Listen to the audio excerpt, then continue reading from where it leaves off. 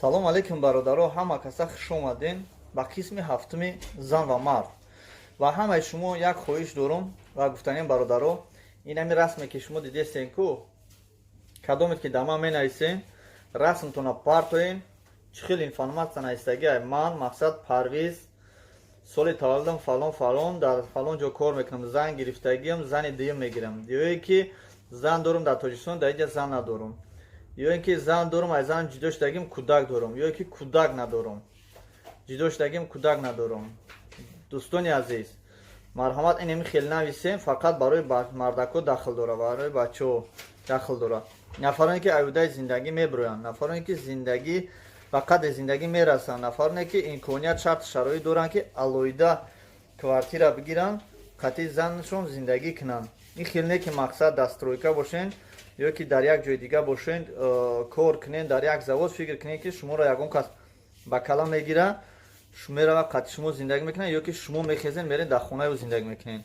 Не, ва нафаре не ки фикр ақидашон ки занакоро бигиранд, истифода баранд, як занакоро бигиранд, оиладор шаванд, масалан никоҳ кунанд, ҳам вай кор кунад, ҳам шумо. ин хелишам намешавад. Вақте ки мардак аст, бояд фикрша чиқир кунад ки занака гирифт, занак дар хона мешина, мардак кор мекуна, меора мехонаш, квартираша платит мекуна, фарзандоша боша, фарзандша мепӯшона. Ҳамхели агар боша, ҳамхели мардако боша, марҳамат. Ба ҳамаи шумо бародарони азиз гуфтаниам ки дар описаниям мемонам духтароро ки чӣ хели духтар ҳастанд, кадом духтаро ҳастанд, чанд сола ҳастанд, дар куҷо ҳастанд, ҳама информатсияша дар описаниям мемонам. Бироен бихонен дар борашон.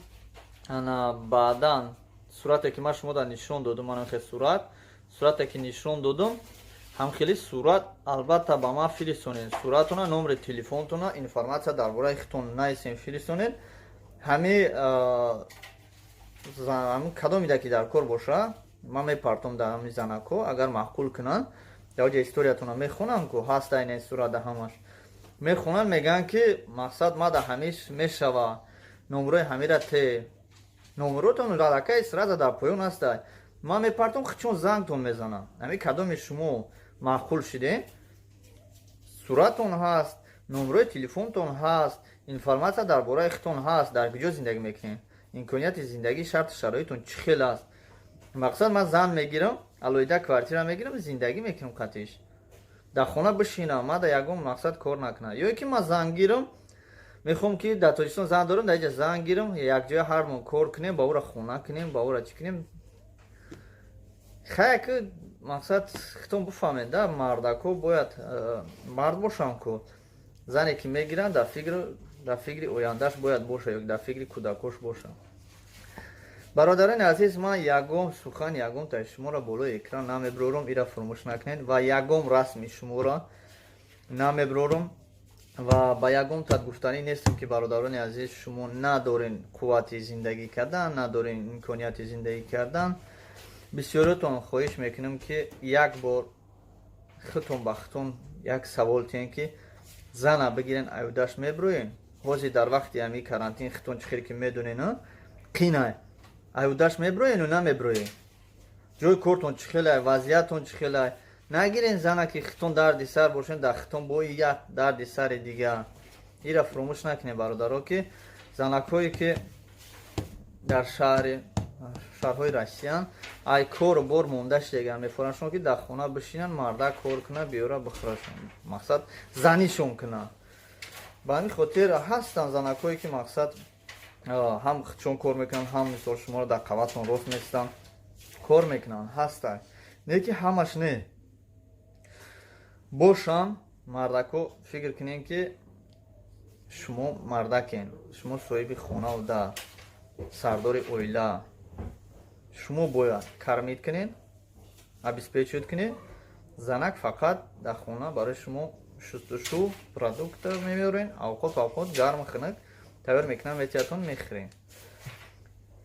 Ба ҳамин хотир бародарони азиз, аз ҳамаи шумо эҳтирома хоҳиш мекунам ки нафароне ки надоранд ҳамин шарту шароита беҳуда нанависанд. ман пешниҳод кардан да пешниҳод мекунам, мегӯм стройка кор мекунам, ина марҳамат, ина сураташ, ина расмаш, ина информатсияш. Ҳамин любойчиш мебинанд ки стройка аст, мегӯяд ки мо дайтаи дар кор нест. Мо дайта дар коре ки шароитиш хуб бошад. Бигӯяд ки мақсад хона дорам, ё ки магазин дорам, ё бизнес дорам, ё як ҷода фирма дар кор мекунам. Стройка, посредник, дигароша ҳамин кадоме ки муроҷиат каст қабул накардестанд. Фақат нафарна қабул мекунанд ки шарта шароити зиндагишон хуб аст, барои ки худшон уже аллакай безор шудагиан аёнтари зиндагӣ. Чухел ки худтон медонен, агар мардак, баъзе мардакҳо даже безор шудагиан аёнтари зиндагӣ. бисёриҳо қатъи зиндагӣ мекунанд, мақсад дар квартираҳои бегона зиндагӣ мекунанд. Ин мо 2 мо 3 мо квартира дар ин квартира бо ин квартира дар дигар квартира мегзоранд. Худованд аз ҳамаи шумо розӣ бошад. Дӯстони азиз, мо кӯшиш мекунем ки ба суханҳои шумо чотка ва конкретна ҷавоб бидем. Вақте ки анами хел пурра мо дароӣ мекунем, мо дар ҳамин қароӣ мекунем, қатъи як одам қариб бояд мо 3 соат 4 соати худро расход кунем ки айвай маълумот гирифта битонем ва маълумота ба духтаро фиристонем. Мо мегӯем ки аз куҷоӣ, чӣ ном дорӣ, чандсолаӣ, дар куҷо кор мекунӣ, ҳамаи амёра мо якта ба якта мепурсем. Баъд менависанд ай тоҷикистонум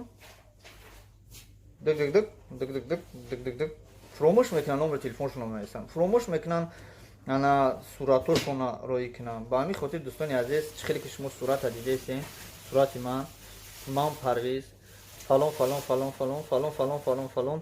номери телефонум, марҳамат, ҳам хел карда дар ватсап ма партоен, дар ватсап ма дар иҷа, ватсап ма дар партоен. Ман иншоалло ки ҳар як кадоми шуморо худо хоҳад пешкаши ҳамин занакҳо мекунам, пешкаши ҳамин духтаро мекунам.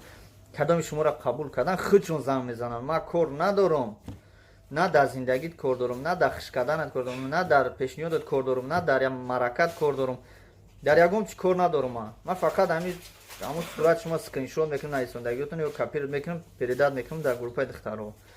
Дар ҳамин духтаро роӣ мекунам, кадомеш ки шуморо қабул кард, бародарони азиз, худшон занг мезананд, худшон менависанд. ман айтани ва ё ҷавоб дода наметавонам, ё айтани шумо. Худо нигаҳбонтон бошад. Хатои роҳ натиҳен, чӣ хеле ки сурата дидесен, ҳама хел ба пуррагӣ бинависен, роӣ кунен. Духтаракҳо ҳастанд, шуморо интизор ҳастанд. Занакҳо ҳам ҳастанд, шуморо интизор ҳастанд. Фаромӯш накунед дӯстони азиз ки беҳтарин занҳо шуморо интизор ҳастанд. Ба як чизра қайд мекунам ба ҳамаи шумо ки бародарони азиз, занҳои муъмину мусулмон гуфта калом занҳоро шумо дар назар доред ва як чизра фаромӯш накунед ки ман дар баъзе видео гуфтагим ки какой привет, такой ответ. Дар ислом чӣ хеле ки шумо мегӯед, ҳар як муъмини мусулмон бояд рафтору кирдори худро нишон диҳад ки ҳамун зане ки шумо мегиред, ҳамун ба рафтору кирдори шумо ҳамхелӣ рафтор кунад. вақте ки бина ки шумо 24 соат китоб хондесед, намозотона хондесен, раҳи роста рафтесен, телефонбозӣ накардесен, хонада мерен, амрай ма вори дигар 24 соат телефон дар дастонам хеле. ҳамун занак бина ки шумо ҳамин қа меҳрубонем ба ҳамун зан, ҳама мега бескани чӣ китоб хондесай, ҳамин чӣ хел рафтор кеса, бе ман намозо махонам, худа шаҳр медора намозоша мехона, худа шаҳр медора китобоша мехона, худа шаҳр медора румолша мепӯша. ба ҳамин хотир бародарони азиз, ҳар чӣ ки шумо мешинонем, ҳамин мерӯяв, ҳамонро мегирем. ҳамира ман гуфтанӣ будам ки бародарони азиз, ман наметавонам гапҳои ҳар як кадоми шуморо болои экран бирорам ва шуморо каме ҳам бошад мақсад дар иззати нафси шумо бирасам. Ба ҳамин хотир забони ман кӯтоҳ аст, забонам кӯтоҳ аст, наметавонам амонатҳои шуморо хиёнат карда. фақат илтимос ва хоҳиш мекунем ки ҳар як касе ки зангир аст, фикр хушрӯ чиқир фикр куна, бадроӣ куна. ҳозир ма дар 50-60 нафар зиёдтар муроҷиат кардагиан, ягон тиш бигем, ягон тиш дар байни ҳамо нанавистай бигӯя ки ман 100% хонаву дар адел надорам, мебарам ҳамин занака мисол таъмин мекунам. Нестам тари одам конкретне зангир.